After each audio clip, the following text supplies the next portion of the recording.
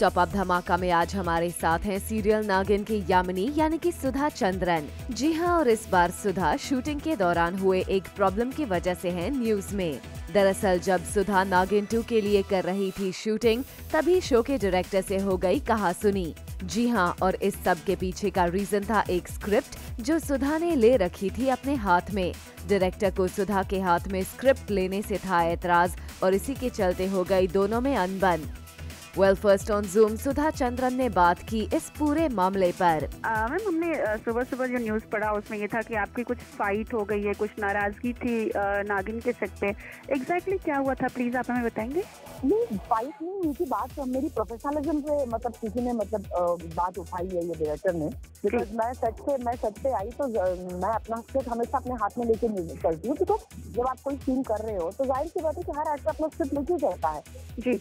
मतलब इसमें कोई गलत बात तो नहीं होती। इनफैक्ट कि मैंने आते मैंने कहा सर इस सीन की कोरियोग्राफी क्या है? बोला नहीं, कोरियोग्राफी नहीं, आप सिर्फ अपनी लाइनें बोली है। मैंने कहा ठीक है, खड़ी हुई जी। फिर बोलते हैं कि फिर वो कहने लगा कि द प्रॉब्लम इज यू कि मैम आप अपनी लाइनें याद करके नहीं आती हो, आप यहाँ आके अपनी स्क्रिप्ट खोलती हो। मैंने कहा मैं बेवकूफ़ नहीं हूँ। अगर मैं 15 मिनट का वन शॉट सीन कर रही हूँ तो जाहिर सी बात है कि मैं आके पूरी स्क्रिप्ट तो मतलब एट वन ग्लांस तो मैं कंप्यूटर तो हूँ नहीं कि मैं एक ग्लांस में मैं एक बार देख के मैं आपका सीन में कर सकती हूँ।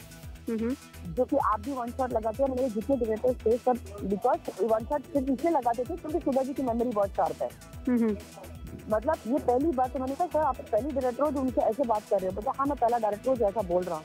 मैंने कहा मेंटली सिक। मैंने कहा आप पागल हो गए हो अगर आप ऐसी बात कर रहे हो मेरे से। जी जी। तो क्योंकि मैं मेकअप में थी, मैं ज्यादा नहीं बात कर सकती थी। मैंने वो सीन भी कंप्लीट किया बिकॉज फिर भी उसमें आगे जाके फिर कोरियोग्राफी भी हुई कि मुझे आगे भी आना था जी। तो वो सारा मतलब सारी कोरियोग्राफी हुई। तो मैंने वही कहा, मैंने कहा जब बोलते सिर्फ सेट पे सिर्फ आप ही हैं तो लाइनें रटते नहीं आते हो, आप वैनिटी वैन में भी आप लाइनें पढ़ते नहीं हो। मैंने कहा फिर क्या मैं क्या एक एक्टर की प्रोडक्टिव यही होती है कि वो सिर्फ अपने हाथ में लेके चलते हैं जी जी। मैंने कहा आप चाहते क्या हो? मैं क्या बियर का मग उठाऊं या सिगरेट लेके मैं आपके सामने सिगरेट फूकूं या बियर पीऊं? आप कहने की क्या कोशिश कर रहे हैं? मैंने कहा उसके बाद मैंने यही कहा, मैंने कहा ये मेंटली स्टेट बॉस, मैंने कहा मैं आपसे बात नहीं कर सकती जी जी। जिनसे मुझे बात करनी मैं बात कर लूंगी। मैंने सीन कंप्लीट की, मैं वैनिटी में गई, मैं बैठ गई। मैंने कहा मैंने call the people from Balaji और जिस कंसर्न अथॉरिटी थे वो आए। मतलब उनको खुद हंसी आ रही थी इस बात को लेके कि बिकॉज मैं 12-13 साल से मैं काम कर रही हूँ जी। तो वो लोग भी जानते हैं कि मेरी रेपुटेशन क्या है, कितनी मेरी प्रोफेशनलिज्म है। मैंने कहा बात जब मेरी प्रोफेशनलिज्म क्या है, बिकॉज 30 साल में मेरी कभी किसी के साथ कोई कॉन्ट्रोवर्सी नहीं हुई है।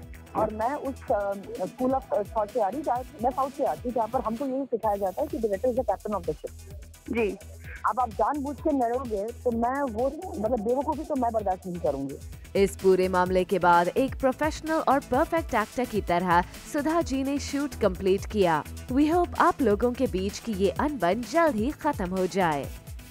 For all the Garma Garam Bollywood gossip news and more, download the Zoom app now.